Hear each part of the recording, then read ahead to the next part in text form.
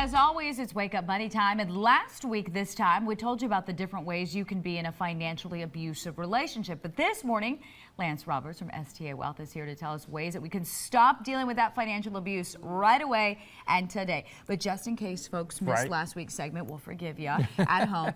Just recap for us what we talked about with the financially abusive relationship. Right, and this is stuff that, and again, we talked about this, is that, sometimes we do this and don't even realize we're doing it to a spouse. But, we take out a credit card that our spouse doesn't know about. We buy things and hide them in the closet and do things that they don't know about. And this is really, it puts a strain, especially when a family's trying to budget. One partner's trying to budget and save and plan for the future, and the other's kind of really working against the other end of the rope.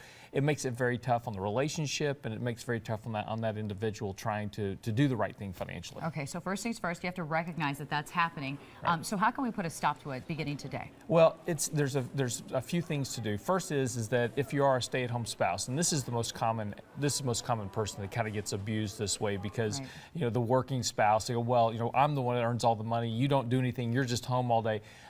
Start taking some responsibility. Start getting getting yourself some independence. Start learning some job skills. Start, expanding your horizon a little bit. Start thinking about things that you need to do. And working on the idea of saying, look, if I need to take care of myself, I have the ability. A lot of individuals that are financially abused, they just feel like they have no other choice, right? I have to stay here because I can't live without this other person's income, etc. Yeah, like they don't have a voice at all, or any say in anything. That's correct. Okay, second step. Basically, start thinking about separating out accounts. So we talked about this last week. There's nothing wrong with a couple having separate accounts and then using maybe a joint account to pay bills.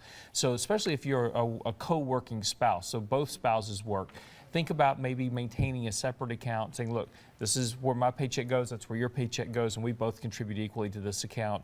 And this gives individuals a little bit of control over the relationship as well.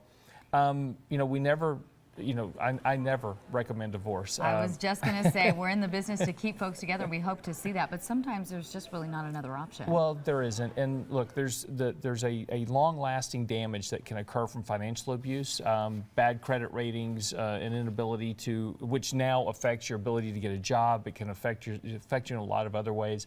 And we always want to try to work through a relationship, and these are problems. And again, some people don't even realize they're financially abusing a spouse. It's just something that kind of happens over time.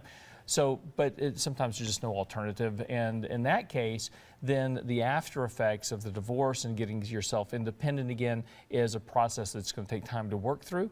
But this is why you kind of want to start thinking about things and having some independence, learning some job skills, kind of preparing yourself for needing to be on your own. You may never need to, but it's kind of self-discipline and self-security. Not only that, the last thing you want is to be going through a divorce, trying to understand all this paperwork, and then you have kids involved and thrown into the mix. How can we start now if you're just thinking about divorce? Where do you need to go to start learning about this paperwork? Well, that's where you just need to start doing some, Google is a great place to go. Honestly, if you can get onto the internet and you can pretty much search all the different processes and steps that go through, child support, what you're due, what you're owed to you, especially if you're the female in the relationship, what your options and alternatives are. And, it's just breaking the cycle of what you're in. This is always the hardest step. It's just trying to change, starting the process of change. But if you don't take some action, I promise you it won't get any better. All right. Well, you're also on Twitter, Lance, and I'm sure you're going to be posting last week's segments with this week. So in case you missed it all, we're going to wrap it up in a nice bow for you. Thanks, Lance, for coming in.